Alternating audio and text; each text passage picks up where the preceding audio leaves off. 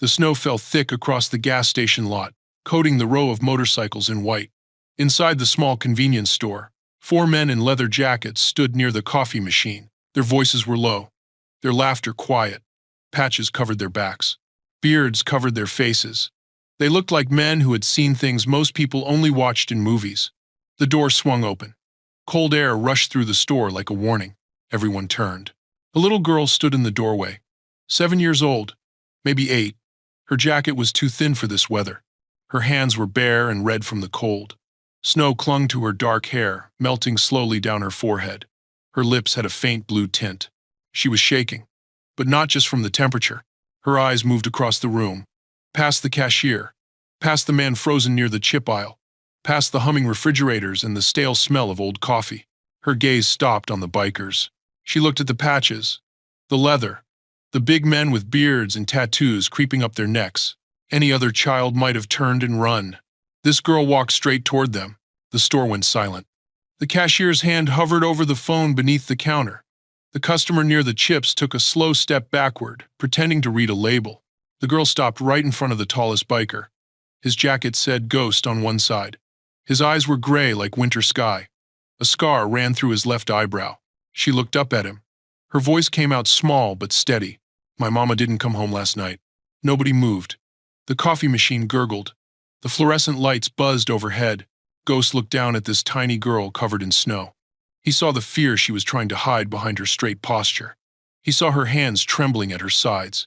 He saw something in her eyes that made his chest tighten. He recognized that look. He had worn it himself, a long time ago. The other bikers exchanged glances. One of them set down his coffee cup without a sound. Ghost lowered himself slowly, one knee pressing against the cold tile floor. His leather jacket creaked as he moved. He made himself smaller, less like a wall, more like a door. "What's your name?" he asked. His voice was low and calm, like he was talking to a scared animal. "Luna. Luna," he repeated. "That's a pretty name. Means moon, right?" She nodded. "Okay, Luna. Tell me about your mama. When did you last see her?" Luna's lower lip trembled for just a second. Then she steadied herself. "She went to work yesterday. At the diner on Mill Street. She always comes home by midnight. She always checks on me. She always kisses my forehead before she goes to sleep." Ghost waited. "Last night, nothing." Luna's voice cracked but held. "No call. No text. No mama." The biker behind Ghost shifted his weight. The cashier's fingers twitched near the phone. "Did you call someone? A neighbor? Family?" Luna shook her head. "It's just me and Mama. We don't have anybody else." "So what did you do?" "I waited until morning. Then I walked here." Ghost's eyebrows lifted slightly. "You walked? In this snow?" 2 miles, Luna said. "I counted the blocks." The man near the chips finally moved, heading for the door like he wanted no part of whatever this was becoming. The bell chimed as he left. Ghost studied the girl's face. "Why here, Luna? Why not the police station? There's one on Birch Street. That's closer to Mill." Luna met his eyes. For a 7-year-old, her gaze was strangely steady. "Mama told me something once. She said if I was ever in real trouble, find the men with motorcycles. She said they help people." Luna paused. "Even when no one else will." Something cracked inside Ghost's chest. A memory surfaced. A little girl with pigtails running toward him across a parking lot. Arms open wide. "Daddy! Daddy! Daddy!" The memory disappeared as quickly as it came. He stood. His knees popped. He looked at his brothers, and no words were needed. They understood. "Okay. Luna." Ghost reached into his pocket and pulled out his keys. "We're going to find your mama." Luna's eyes filled with tears she refused to let fall. "You will?" "Yeah, kid. We will." The bikers moved toward the door. One of them grabbed a cup of hot chocolate from the machine and pressed it into Luna's frozen hands. Another pulled off his gloves and handed them to her without a word. Then one of the bikers stopped. He was looking at his phone. His face went pale. "Ghost." Something in his voice made everyone freeze. "What?" The biker turned the screen around. A news alert glowed red across the top. "Abandoned vehicle found on Route 7 early this morning. Doors open. Engine still running." Ghost's jaw tightened. The biker scrolled down. His voice dropped. "Blood on the driver's seat." Luna looked up at Ghost. Her hot chocolate trembled in her hands. She didn't say a word. She didn't have to. Maria Santos untied her apron and stuffed it into her locker. Her feet throbbed. Her lower back ached from 8 hours of carrying heavy plates. But she smiled as she counted the bills in her hand. $47 in tips. Enough for groceries and maybe that little stuffed rabbit Luna kept looking at in the dollar store window. She grabbed her coat and waved goodbye to the night cook. The Cedar Falls diner was quiet now, just 2 customers finishing their pie in the corner booth. The clock above the register read 11:15. This was her second job. Mornings, she cleaned offices downtown. Afternoons, she slept when Luna was at school. Nights, she worked here. Sleep was a luxury she had given up a long time ago. Every extra shift was for Luna. Every tired morning was for Luna. Every sacrifice had her daughter's face attached to it. Maria stepped out into the cold night air and walked toward her car. The apartment was only 10 minutes away. Luna would be pretending to sleep when she got home. She always did, and Maria would kiss her forehead anyway. Luna would giggle and open her eyes. Then they would share a snack and Maria would tell her about the funny customers from the diner. That was their routine. Simple, predictable, safe. The apartment was small. 1 bedroom they shared. A kitchen with a stove that only worked on 2 burners.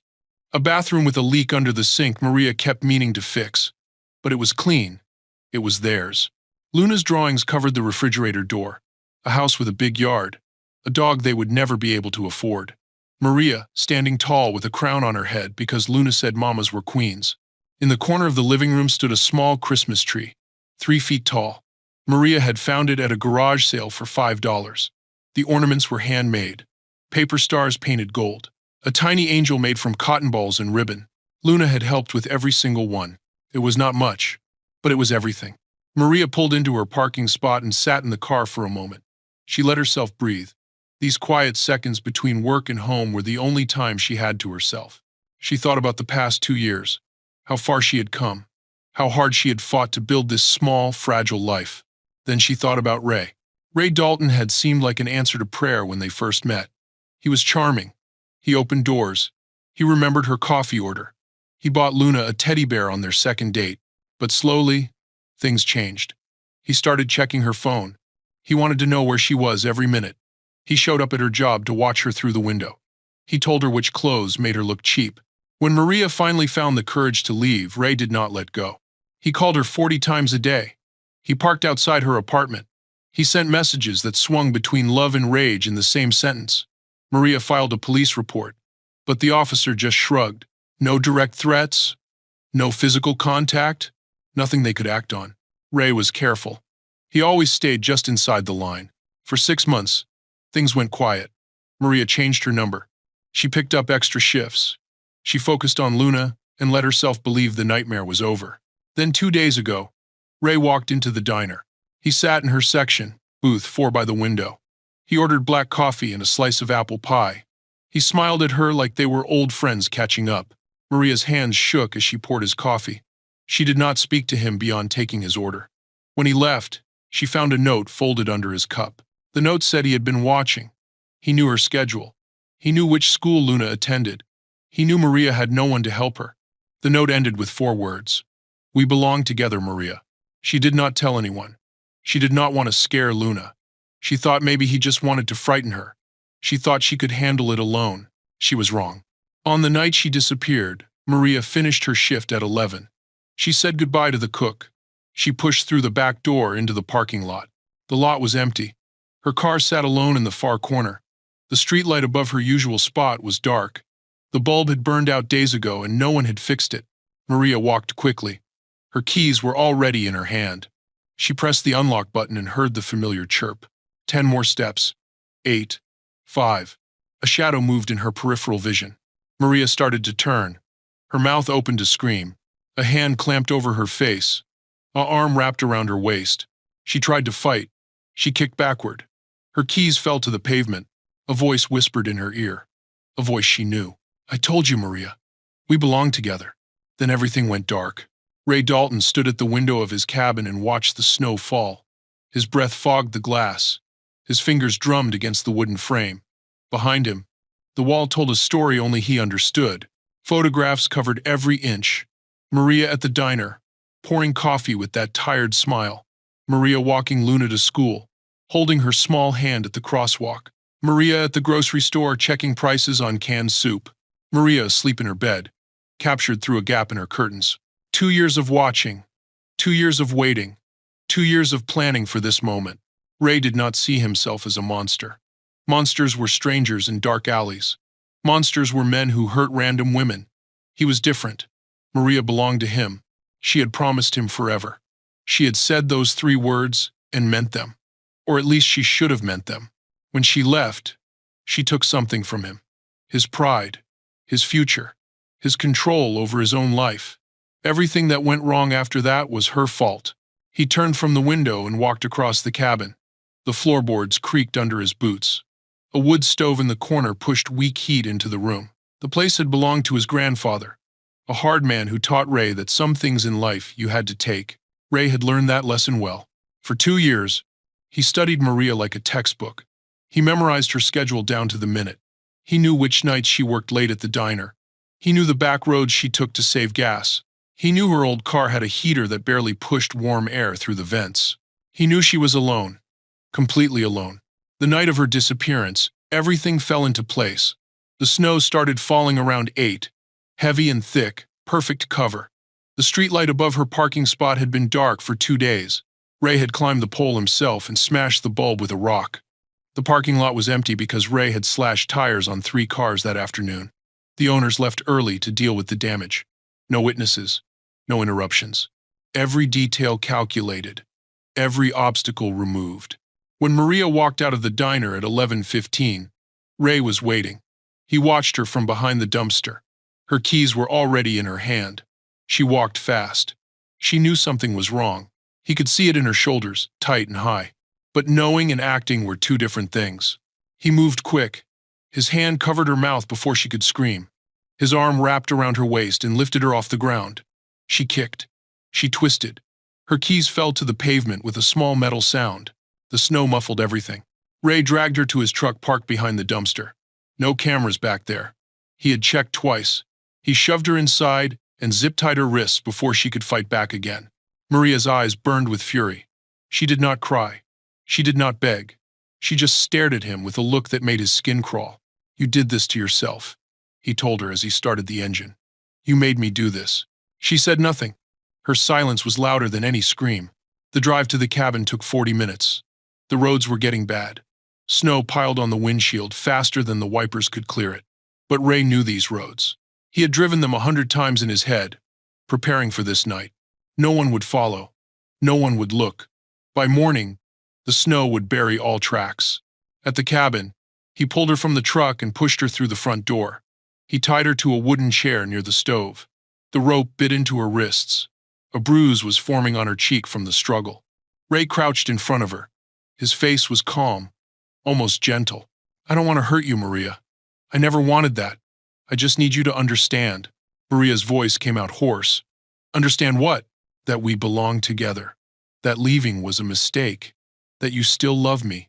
She laughed. It was a short, bitter sound. "I never loved you, Ray. I was afraid of you. There's a difference." His jaw tightened.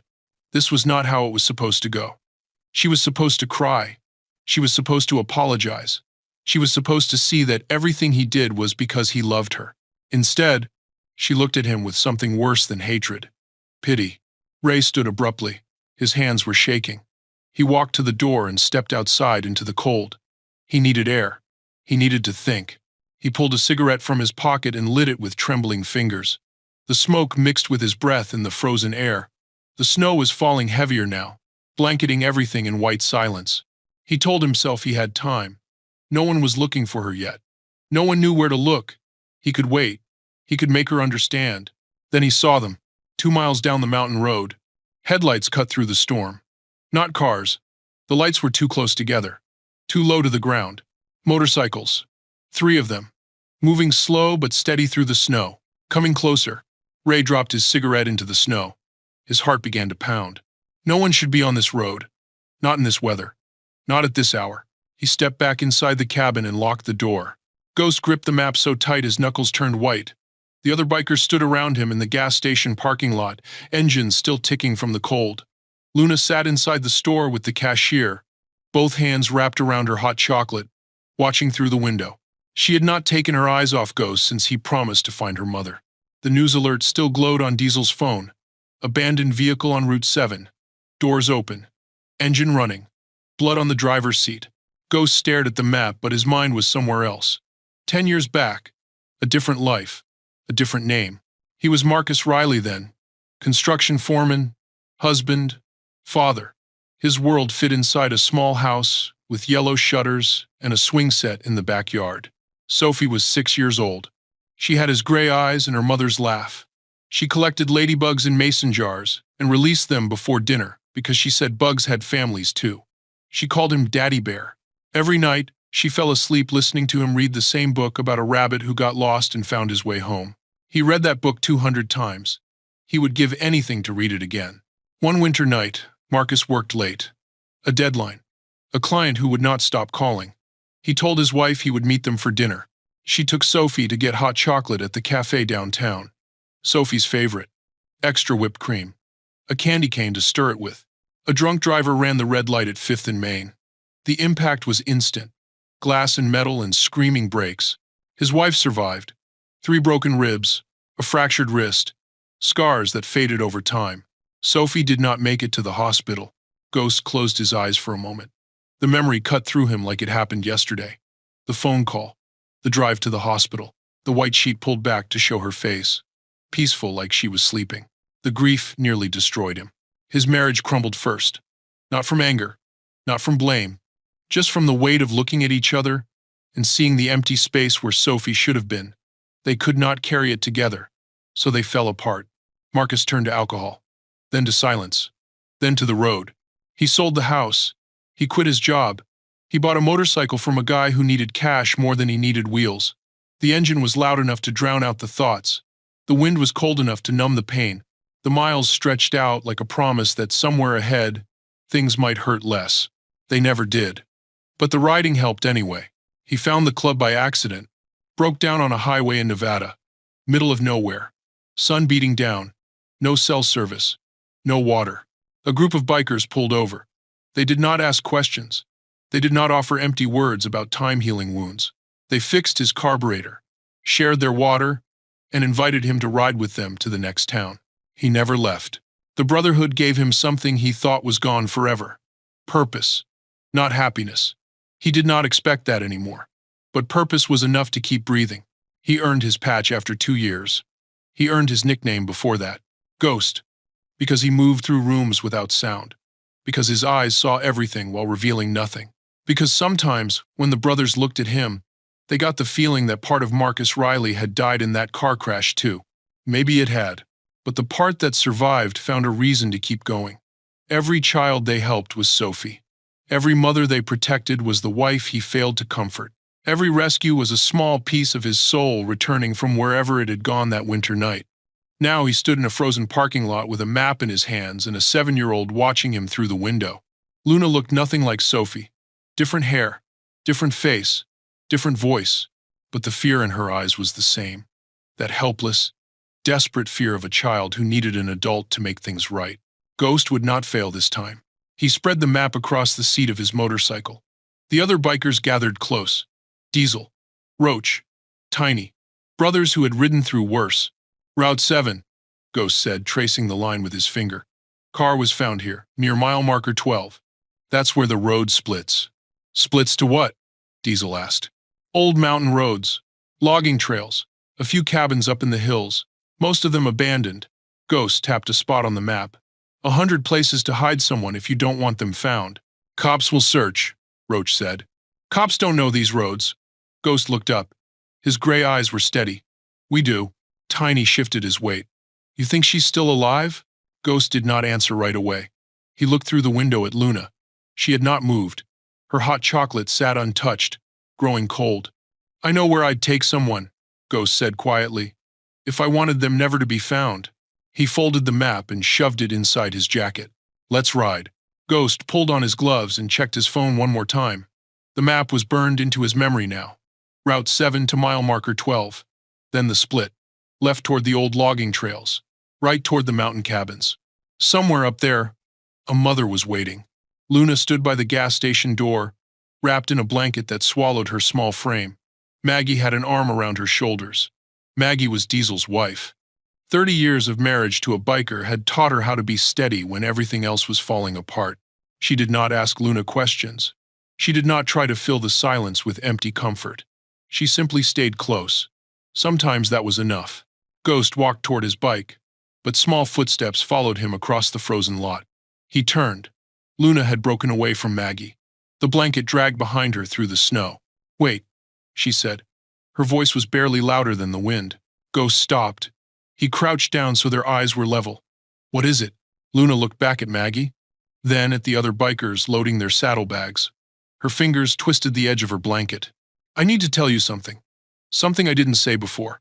Ghost waited. He had learned long ago that children spoke when they were ready, not when adults pushed. "A few weeks ago I saw a man." Luna's voice dropped to almost a whisper. "He was watching our apartment. He stood across the street under the big tree. He didn't move for a really long time." "Did you tell your mom?" Luna nodded. She went white, like all the color left her face, but she said it was nothing. "Just a stranger passing by." Ghost felt something tighten in his chest. "But you didn't believe her." "Mamas lie sometimes, when they're trying to protect you." Luna looked down at her feet. "I always know when she's lying." Her voice gets too soft. "Did you see the man again?" Luna's hands stopped twisting the blanket. They went still. "At my school. He was parked in a car by the playground. Just sitting there, watching." "Did you tell anyone?" "I wanted to tell my teacher, but I was scared." Luna's lower lip trembled. "I thought maybe they would take me away from Mama, put me somewhere else. I didn't want to make trouble." Ghost felt a cold anger building in his gut. Not at Luna, never at Luna. At the world that made a 7-year-old afraid to ask for help. "You're not in trouble," he said quietly. "You did nothing wrong." Luna met his eyes. 3 days ago the man came back. He stood at the fence during recess. He smiled at me. He waved. She paused, like he knew me, like he was waiting for something. Ghost's jaw tightened. "Can you tell me what he looked like?" "Brown hair. A beard. Not a big beard, like yours. A small one." Luna closed her eyes, remembering. "He drove a blue truck. It had a dent on the side, and a sticker on the back. A fish." Ghost went still. He knew that truck. Everyone in Cedar Falls knew that truck. It belonged to Ray Dalton. The pieces connected in his mind like a lock clicking open. Ray's obsession with Maria. The restraining orders that never held. The rumors about his temper that everyone whispered but no one acted on. The cabin his grandfather left him. Up in the mountains where the roads turned to mud in spring and ice in winter. Ghost stood slowly. His knees popped in the cold. He looked across the lot at his brothers. Diesel caught his expression. "You got something?" "Ray Dalton." The name landed like a stone in still water. Every biker knew it. Roach spit into the snow. "That piece of garbage? The one who stalked that waitress a few years back?" "Same one." Ghost walked toward his bike. "He's got a cabin up on Miller Ridge. 20 minutes past where they found the car." Tiny frowned. "You sure?" The girl described his truck. Blue with a dent. Fish sticker on the bumper. Ghost swung his leg over his motorcycle. "I'm sure." The bikers exchanged looks. No more questions needed. Police needed warrants. They needed evidence.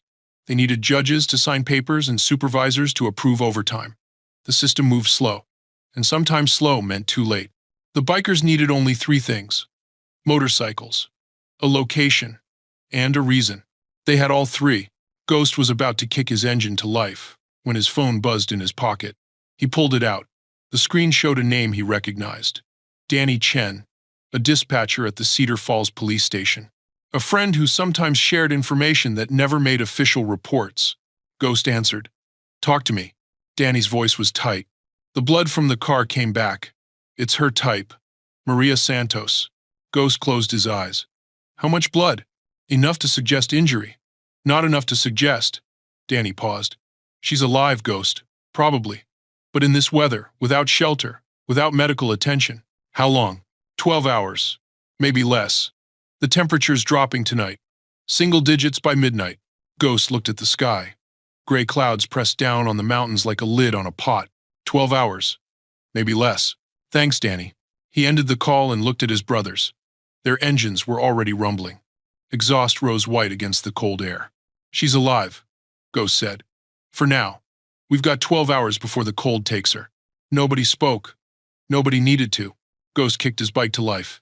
The engine roared through the silence. The clock was counting down now.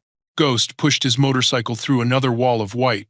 The snow hit his visor like tiny fists, relentless and blinding. His headlight carved a narrow tunnel through the storm, showing maybe 10 feet of road before everything disappeared into gray.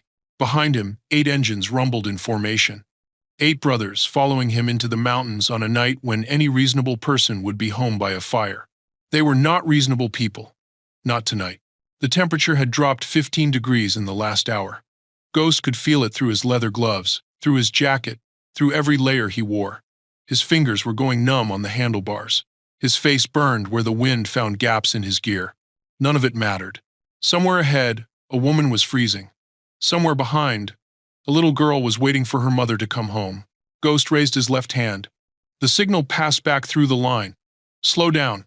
Ice ahead.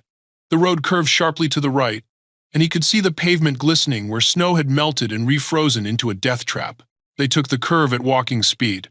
Tiny's back wheel slipped for a second. He corrected without panic. 20 years on a bike taught you how to dance with ice. The mountain road climbed higher. Trees pressed close on both sides, their branches heavy with snow. Visibility dropped to almost nothing. Ghost navigated by memory now, counting curves, remembering landmarks from rides he took years ago. He thought about Ray Dalton, about men like him. Ghost had met the type before, in bars, in prison visiting rooms, in the stories that brothers told late at night when the bourbon was flowing. Control was their drug. They needed it like air. When they had it, they seemed normal, charming even. But when they lost it, when someone dared to walk away, something broke inside them. Ray had lost control when Maria left. 2 years of stalking was his attempt to get it back. Taking her was his final move. The desperate act of a man who could not accept that some things were not his to own. Ghost understood the psychology. Ray thought he was safe up here. The snow was his ally. The isolation was his shield. No one would come looking in this weather. No one would find the cabin until spring. Ray did not know that 8 motorcycles were cutting through his protection right now. They passed mile marker 12.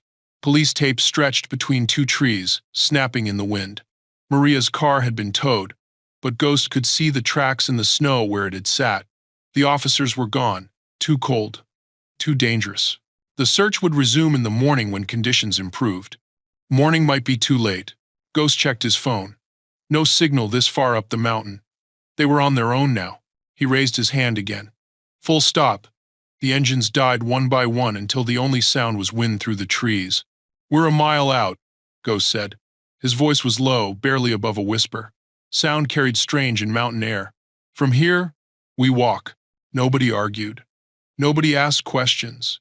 They pushed the motorcycles off the road and into an abandoned barn that sagged under the weight of snow on its roof. The wood creaked as they entered. Something scurried in the rafters. But the walls blocked the wind, and that was enough. Ghost gathered his brothers in a tight circle. Their breath rose in white clouds. Diesel and Roach, circle behind the cabin. Stay in the trees. If he runs out the back, you stop him. Diesel nodded. Roach cracked his knuckles. Tiny and Bear, watch the road. If anyone comes up or tries to go down, I want to know. Tiny pulled his collar higher against the cold. Got it. The rest of us approach from the front. 3 teams. Every exit covered. Ghost looked at each man in turn. We don't know what we're walking into. Ray might be armed. He might be desperate. We go careful. We go quiet. And if he fights? Diesel asked. Ghost's jaw tightened. Then he fights all of us. They moved out into the storm. Snow reached their knees within minutes. Each step was a battle against the drifts. The cold cut through leather like it was paper. Ghost led the way. Following a path he could barely see.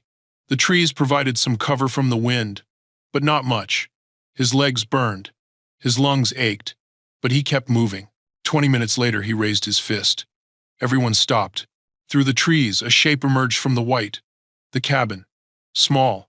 Old wood. A porch with a broken railing. A light glowed in the window. Smoke rose from the chimney, disappearing into the storm. Someone was home. Ghost crept closer, using a thick pine trunk for cover. He could see the window now. Frost covered the edges of the glass, but the center was clear. A face appeared. A woman. Dark hair matted and tangled. A bruise on her cheek. Maria. She was alive. But her expression made Ghost's blood freeze colder than the wind ever could. Pure terror filled her eyes, not the fear of being trapped. Something worse. Something immediate. She was looking at something inside the cabin. Ghost shifted position. Through the gap in the curtains, he could see movement. A figure pacing back and forth. Ray. He held something in his hand. Something that caught the firelight and reflected it back. Something metal. Ghost pressed himself against the tree and signaled his brothers. They were out of time. Ghost pressed his back against the rough cabin wall and counted heartbeats. Inside, Ray was pacing. The metal object in his hand caught the firelight with each pass. Maria sat tied to a chair, her face a mask of controlled terror. A direct assault would get her killed. Ray was cornered, desperate. The knife would find her throat before they cleared the threshold. Ghost needed another way. He signaled to Diesel and Roach. 2 fingers pointed toward the back of the cabin, then a cutting motion across his palm. They understood immediately and disappeared into the swirling snow. The cabin was old, built in the 60s by Ray's grandfather. Ghost had seen a dozen like it over the years. Simple construction. Single electrical line running from a pole 50 yards out, 1 breaker box mounted on the exterior wall. Cut the power. Kill the lights. Create chaos. Ghost waited. The wind howled through the trees. Snow stung his exposed skin. 30 seconds passed. A minute. Then the cabin went dark. The light in the window vanished. The hum of electricity died.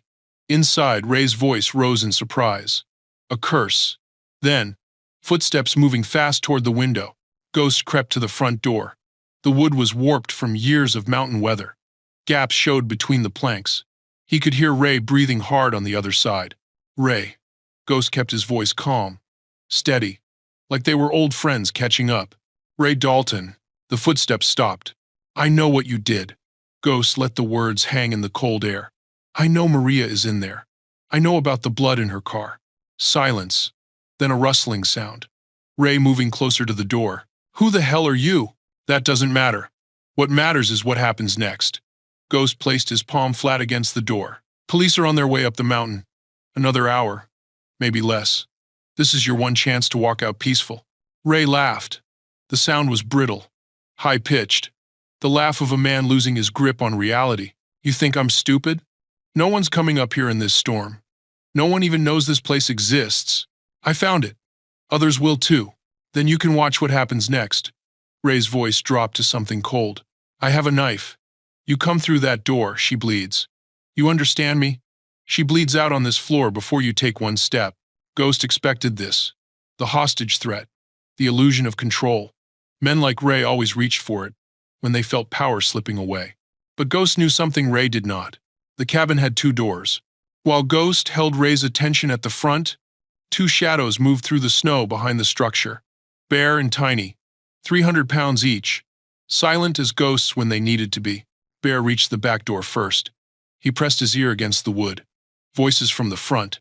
Ray shouting something about staying back. The man was focused entirely on the wrong threat. Bear tried the handle. It turned. Unlocked. Ray's arrogance was showing. He never expected anyone to find this place. Never expected to need locks. The door swung inward without a sound. Cold air rushed into the dark cabin. Bear stepped inside, Tiny right behind him. They moved by touch. The layout was simple. A narrow hallway led to the main room. Kitchen to the left, bathroom to the right, bedroom at the back where they entered. Bear's hand found the wall. He followed it forward. His boots made no sound on the wooden floor. In the main room, Maria sat rigid in her chair. Her wrists were raw from the rope. Her cheek was swollen where Ray had struck her. But her eyes were adjusting to the darkness. She could see shapes now, movement. She saw Ray at the front window, his back to the room. The knife glinted in his hand. Then she saw something else. A massive shape emerging from the hallway, moving toward her. Maria's heart hammered. She wanted to scream, to warn someone. But then a hand touched her shoulder. Gentle, reassuring. Bear leaned close to her ear. We're here to help. Stay quiet. He pulled a folding knife from his pocket and sliced through the ropes. First her wrists, then her ankles. The blood rushed back into her hands, painful and electric. Bear put a finger to his lips. They needed to move. Get her out the back. Let Ghost handle Ray. Maria nodded. She understood. Tiny helped her stand. Her legs were weak. Hours of sitting in the cold had stolen their strength. She leaned against him, one arm over his massive shoulders. They turned toward the hallway. The floor creaked. Old wood, dry and brittle. It screamed under Tiny's weight like an alarm. Ray spun around. For a moment everyone froze. Maria halfway to freedom. Tiny supporting her weight, bare between them and the darkness. Ray's eyes found them. His face twisted into something inhuman. No! He lunged across the room. The knife rose in his fist, catching a sliver of moonlight from the window. Bear stepped forward. No weapon. No hesitation. Just 280 pounds of muscle and a lifetime of standing between predators and prey. Ray's arm came down. Maria screamed. The knife came down fast. Steel caught the faint moonlight streaming through the window. Ray's face twisted with rage as he drove the blade toward Maria. Deacon did not step back. He stepped forward. The knife sliced through his leather jacket and found the flesh beneath. A 6-inch gash opened across his forearm. Blood welled up immediately, dark and warm. Deacon did not flinch, did not cry out, did not hesitate. His bloody hand shot forward and locked around Ray's wrist like a steel trap. Fingers dug into tendons, bones ground together under the pressure. Ray screamed. His grip on the knife loosened. "Get her out," Deacon said through gritted teeth. His voice was calm, controlled, like this was just another day. Tiny grabbed Maria around the waist and lifted her off her feet. She was too weak to run on her own. Hours of sitting in the cold had stolen the strength from her legs. "No!" Ray thrashed against Deacon's grip. "She's mine. She belongs to me." Tiny carried Maria toward the back door. She looked over his shoulder at the struggle, at Deacon's blood dripping onto the wooden floor, at Ray's face, contorted with fury. Then they were outside. Cold air hit her lungs like a slap. Snow swirled around them. The storm was finally weakening, but the temperature had dropped even further. Bear waited by the tree line. He pulled off his jacket and wrapped it around Maria's shoulders. The leather was warm from his body heat. It smelled like motor oil and cigarettes. It was the most comforting thing she had ever felt. "You're safe now," Bear said. His voice was surprisingly gentle for a man his size. "It's over." Maria's legs gave out. She collapsed into the snow, and Bear caught her before she hit the ground. He lowered her slowly, keeping her upright against his chest. Inside the cabin, the fight continued. Ray yanked his arm free and stumbled backward. Blood ran down Deacon's forearm in steady streams. It pooled on the floor between them. "You think you're heroes?" Ray spat. His eyes were wild, desperate. "You're criminals. Thugs. When the cops get here, they'll arrest all of you." Deacon said nothing. He advanced slowly, cutting off Ray's path to the door. Ray grabbed a chair and swung it. Deacon blocked with his injured arm, grunting at the impact. The chair shattered against his forearm. Then Deacon moved, fast and precise. His right hand caught Ray's throat. His left grabbed the man's belt. In one smooth motion, he lifted Ray off his feet and slammed him onto the floor. The cabin shook. Ray gasped. The wind knocked out of him. Deacon dropped his knee onto Ray's chest. Not hard enough to break ribs, just hard enough to keep him pinned. "Stay down?" Ray struggled. He cursed. He threatened. But his body would not obey. The impact had stolen his strength. The front door burst open. Ghost stepped inside, snow swirling around his boots. His eyes took in the scene in a single glance. Deacon bleeding but victorious. Ray on the floor, gasping like a landed fish. The knife lying forgotten in the corner. Ghost reached into his pocket and pulled out a handful of zip ties. He tossed them to Deacon. "Secure him." Deacon rolled Ray onto his stomach and pulled his wrists together. The zip ties clicked tight, not brutal, not loose, just enough to hold. Ray turned his head and looked up at Ghost. "You have no idea what you've done. Her and me, we have history. She owes me. She promised me things." Ghost crouched down. His gray eyes met Ray's without a trace of emotion. "The only thing she owes you is nothing." His voice was quiet, almost gentle. "And the only thing you're getting is a cell." He stood and walked away. Outside, Maria sat in the snow with Bear's jacket wrapped around her. Her entire body shook. The cold, the fear, the relief, everything crashed into her at once. Ghost knelt beside her. Snow crunched under his weight. "Luna is safe," he said. "She's at the gas station with Maggie. Warm, fed, waiting for you." Maria's eyes widened. She walked through the storm. She found help. Ghost nodded. 2 miles in the snow. She came straight to us, told us everything. Maria's face crumpled. Tears streamed down her cheeks, freezing in tiny lines before they reached her jaw. That's my girl, she whispered. That's my brave girl. You raised a fighter, Ghost said. She saved your life tonight. Maria sobbed, deep, shaking sounds that came from somewhere primal. These were not tears of despair. These were the tears of a mother who thought she would never hold her daughter again. Roach pulled out his phone. The storm had cleared enough for a signal. He dialed 911 and gave their location. Ambulances were dispatched. A helicopter was en route. Sirens began in the distance, faint at first, then growing louder. Red and blue lights flickered through the trees, painting the snow in alternating colors. A police cruiser skidded to a stop at the edge of the property. 2 officers stepped out, hands on their weapons. They saw 8 men in leather jackets, patches on their backs, blood on the snow. A man zip-tied on the cabin floor. The first officer drew his weapon and pointed it at Ghost. Nobody move. Hands where I can see them. Ghost raised his hands slowly. So did the others. The officer's eyes moved from face to face. Suspicion hardened his expression. On your knees, all of you, now!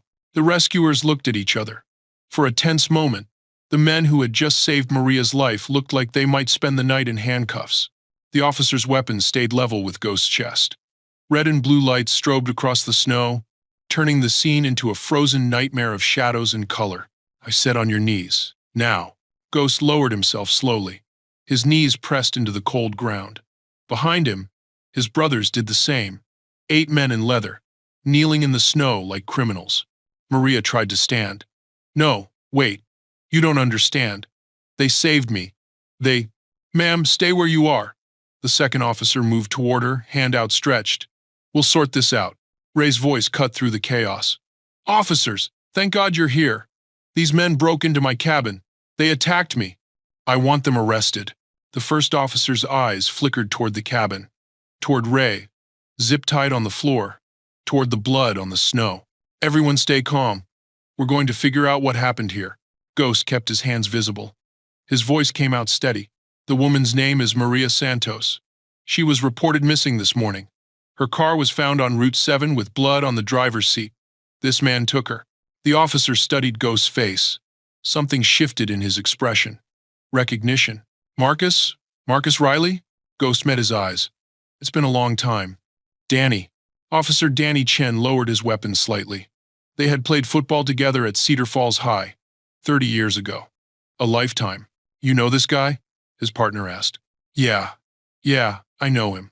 Danny looked at Maria, at the bruises on her face, at the rope burns on her wrists. He looked at Ray, still shouting about pressing charges.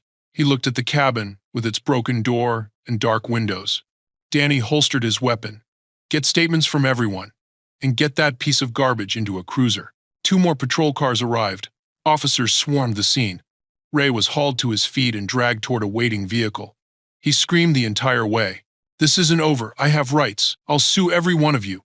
Nobody listened. The cruiser door slammed shut. The screaming became muffled, then silent as the car pulled away. Paramedics rushed to Maria. They wrapped her in thermal blankets. They started an IV. They checked her vitals and dressed the cut on her forehead. We need to transport her, one paramedic said. Hypothermia. Possible concussion. She needs a hospital. Maria grabbed the paramedic's arm. My daughter. I need to see my daughter first. Ma'am, your condition. I'm not leaving until I see her. The paramedic looked at Ghost. Ghost nodded. Make the call, he said. Bring the girl. Roach pulled out his phone. The conversation was brief. Maggie was already on her way. The next hour crawled by. Maria sat in the ambulance, fighting to stay awake. The paramedics monitored her condition. Ghost stood outside, watching the road. Finally, headlights appeared through the trees. Maggie's SUV crept up the mountain road, tires struggling for traction. It stopped 20 feet from the ambulance. The passenger door flew open. Luna burst out of the car. She did not look at the police. She did not look at the bikers. Her eyes found the ambulance, found the open doors, found her mother wrapped in blankets. She ran. Her small boots kicked up snow with each step. Her arms pumped at her sides. Her face was a mixture of terror and hope. Maria saw her coming. She pushed herself up despite the paramedics' protests. Her arms opened wide. Luna crashed into her mother's embrace. The impact nearly knocked Maria backward. The IV stand wobbled. A blanket fell to the floor. None of it mattered. Maria wrapped her arms around her daughter and held on like the world was ending. Luna buried her face in her mother's neck. Her small body shook with sobs. Mama! Mama! Mama! I'm here, baby. I'm here. I'm not going anywhere. I was so scared. You didn't come home. I didn't know what to do. Maria pulled back just enough to look at Luna's face. Tears streamed down both their cheeks. You walked through a snowstorm to find help. You saved my life, Luna. My brave, brave girl. Ghost watched from 30 feet away. He did not approach. This moment was not his. But Luna looked up. Her eyes searched the crowd of officers and paramedics and bikers. They found Ghost standing alone near a pine tree. She raised her hand. A small wave. 5 tiny fingers moving through the cold air. Thank you, the wave said. Thank you for believing me. Thank you for finding her. Ghost nodded. Just once. Something loosened in his chest. A knot that had lived there for 10 years, tight and permanent. It did not disappear. It would never disappear completely. But it loosened. Maria gestured for him to come closer. Ghost hesitated, then walked to the ambulance. She reached out and took his hand. Her grip was weak, exhausted, but her eyes burned with gratitude. Why? She asked. Why would you do this? You don't even know us. Ghost looked at Luna, still pressed against her mother's side. Your daughter walked 2 miles through a blizzard to ask for help. That kind of courage deserves an answer. He paused. Besides, looking after kids is what we do. It's who we are. Maria squeezed his hand. Words failed her. The squeeze said everything. Officer Danny Chen approached. His face was serious. Ghost. We searched the cabin. Ghost turned. And? We found photographs, dozens of them, hidden in a lockbox under the floorboards. Danny's jaw tightened. Not just Maria. Other women, other children, addresses, schedules, notes about routines. Ghost felt his stomach drop. Ray wasn't planning one abduction, Danny said quietly. He was planning several. Some of those photos go back years. Ghost looked at Maria. At Luna. At the ambulance, preparing to leave. How many? We're still counting. But Ghost. Danny put a hand on his shoulder. You didn't just save one family tonight. You may have saved a lot more. The courtroom fell silent as Maria Santos walked to the witness stand. Her heels clicked against the marble floor.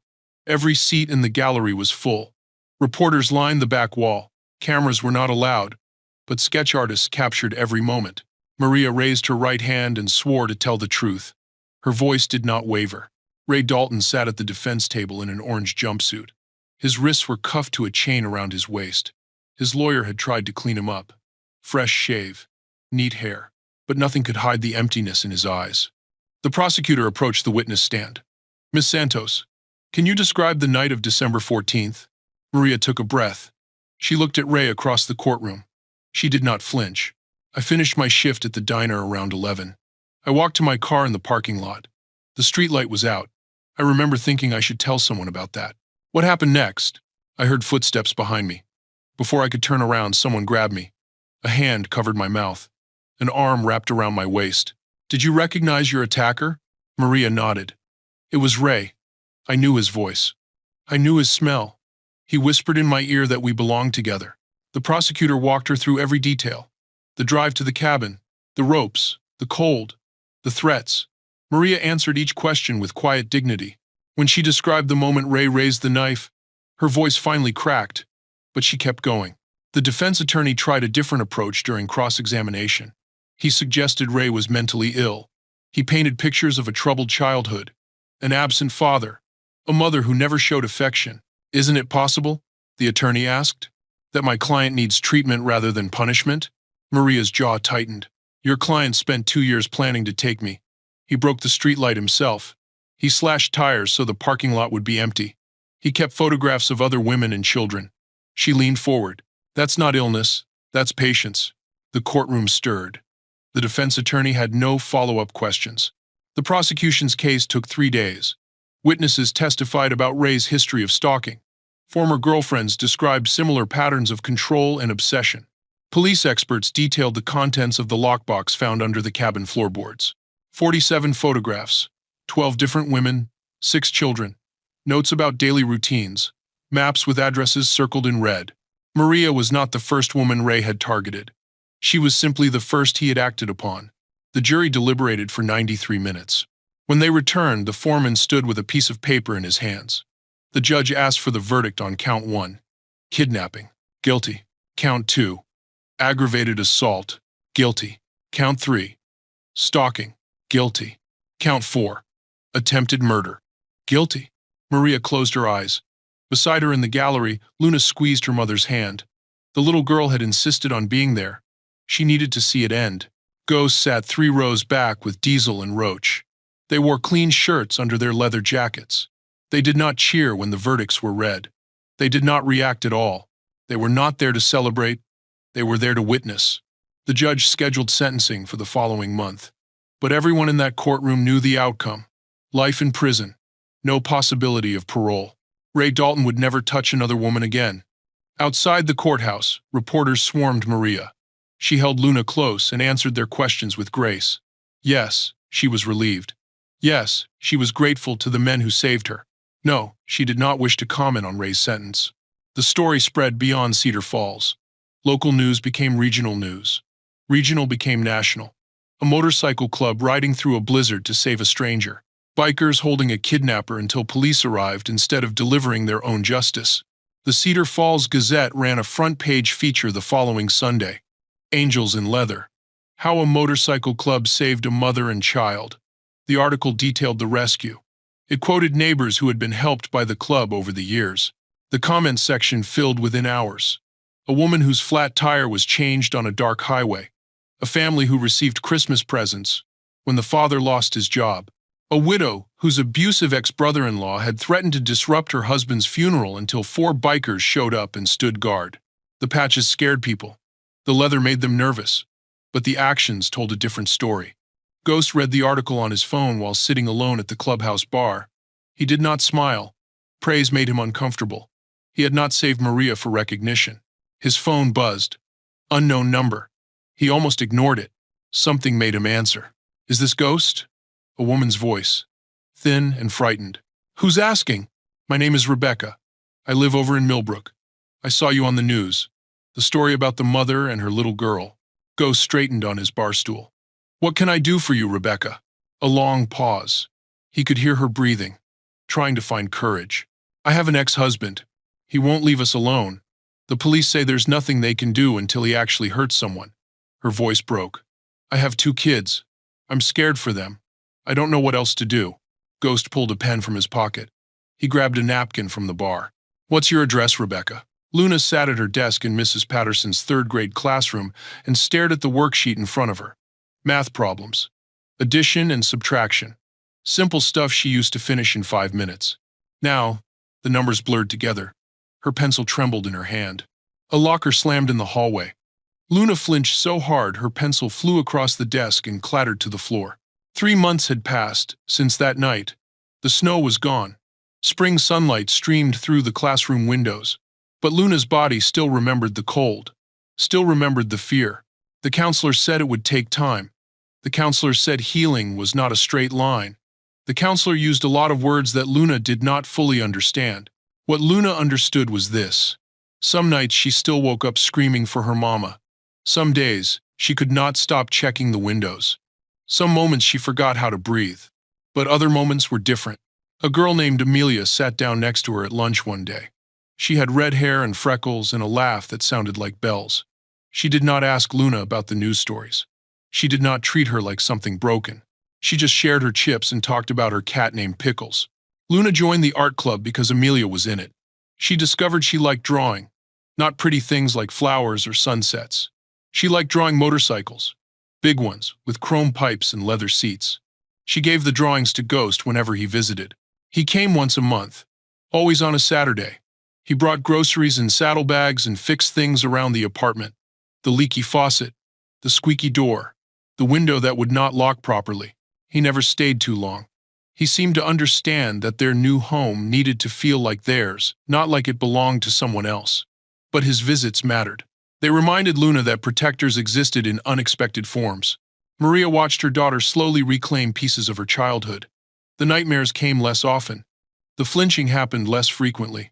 The laughter returned in small doses, then larger ones. Maria had her own healing to do.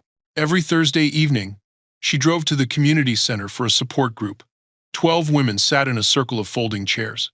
Some had been through worse than Maria. Some had been through different but equally terrible things. They shared stories. They listened without judgment. They learned together that survival was not weakness. Survival was extraordinary strength. Maria also signed up for a self-defense class. Every Saturday morning while Luna was at art club, she learned how to protect herself, how to break a chokehold, how to use her keys as a weapon, how to trust her instincts when something felt wrong. She would never be caught helpless again. Their new apartment was small. 1 bedroom, a kitchen with a window that faced the parking lot, a bathroom with tiles that were chipped but clean. But it was safe. New locks on every door, security cameras mounted at the entrance, donated by the motorcycle club, motion sensor lights that clicked on whenever anyone approached. Maria had painted Luna's side of the bedroom pale yellow. Luna covered the walls with her motorcycle drawings. In the corner sat the stuffed rabbit from the dollar store, finally purchased with tip money that no longer needed to stretch so far. The club had helped with that too. They set up a fund for families affected by Ray Dalton's crimes. Maria tried to refuse.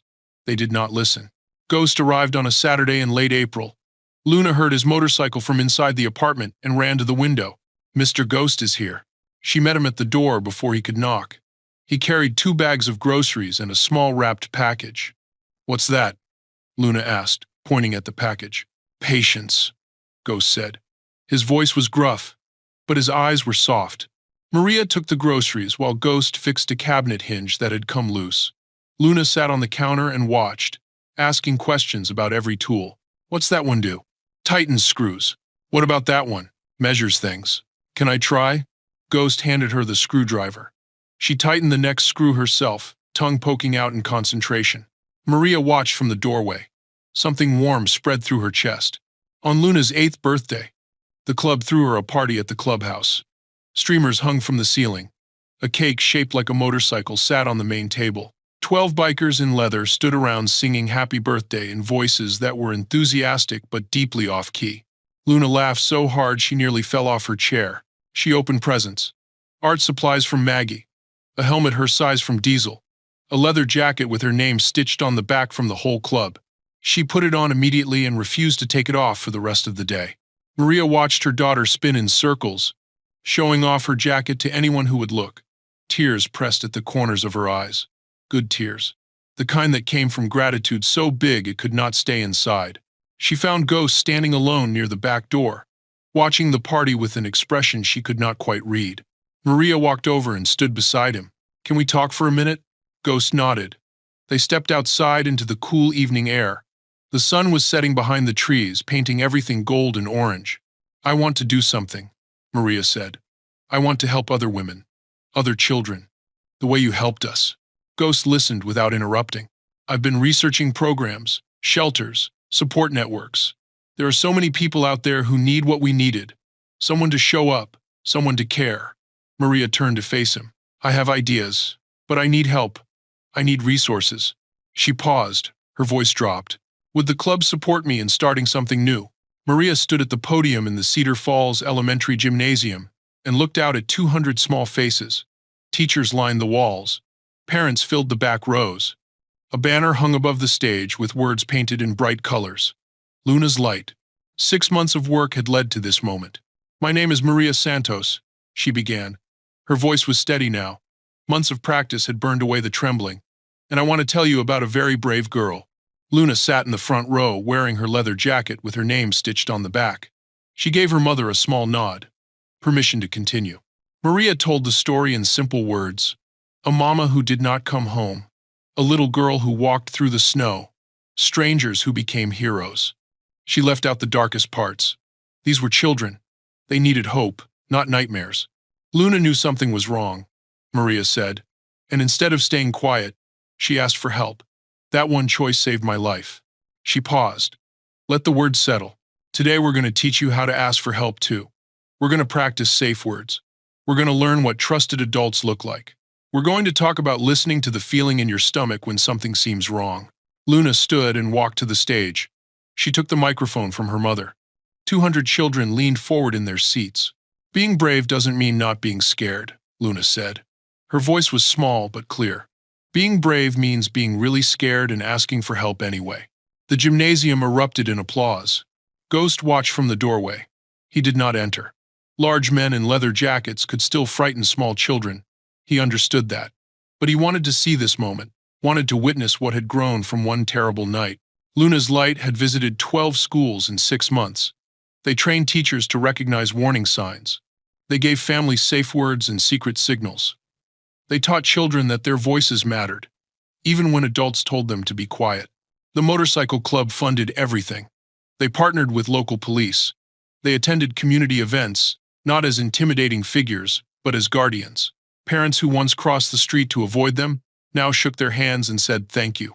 Ghost never expected any of this. He joined the club to escape his pain, to drown Sophie's memory in wind and miles and the roar of engines. Instead, he found purpose. He found that the hole in his chest could not be filled, but it could be used. 3 days after the school visit, Ghost rode alone to the Cedar Falls Cemetery. He had not been here in years. The pain had always been too sharp. He parked his motorcycle and walked between the headstones. Spring flowers pushed through the grass.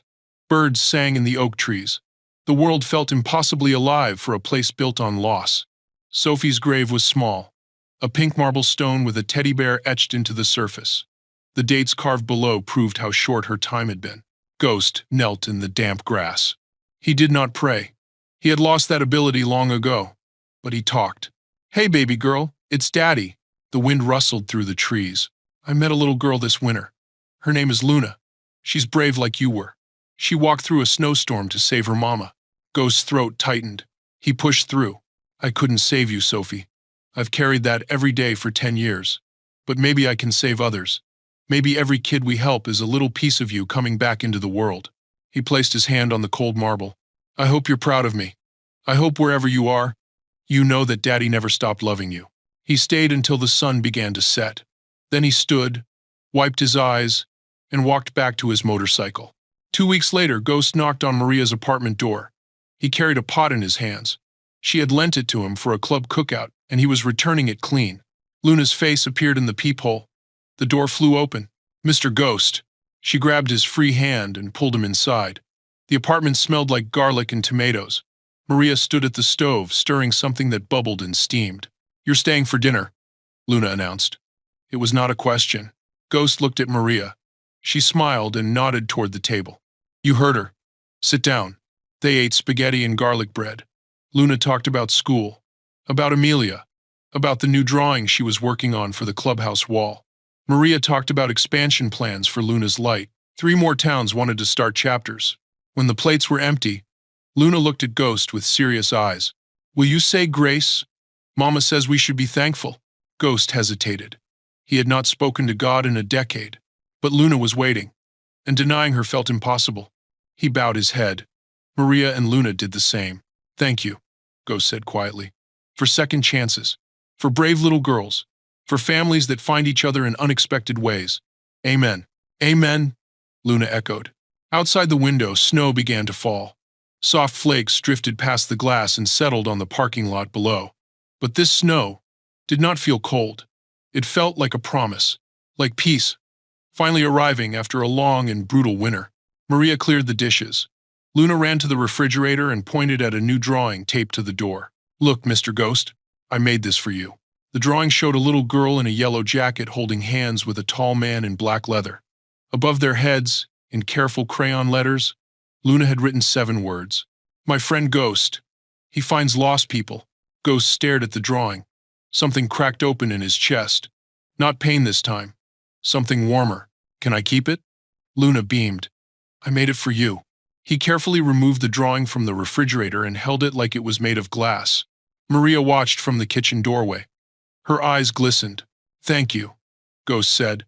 The words felt too small, but Luna understood. "You're welcome, Mr. Ghost. You're part of our family now." Outside, the snow kept falling. Inside, the apartment glowed with warmth and light and the sound of a little girl laughing. Some stories end with justice. Some end with healing. This one ended with something rarer. It ended with a family built not from blood, but from courage, from showing up when it mattered, from believing a child when she said something was wrong. The bikers in this story were not superheroes. They were ordinary people who made extraordinary choices. They saw a little girl in trouble and decided that discomfort was worth it. They saw a mother in danger and decided that risk was acceptable. Every community has people like this. Sometimes they wear leather. Sometimes they wear uniforms.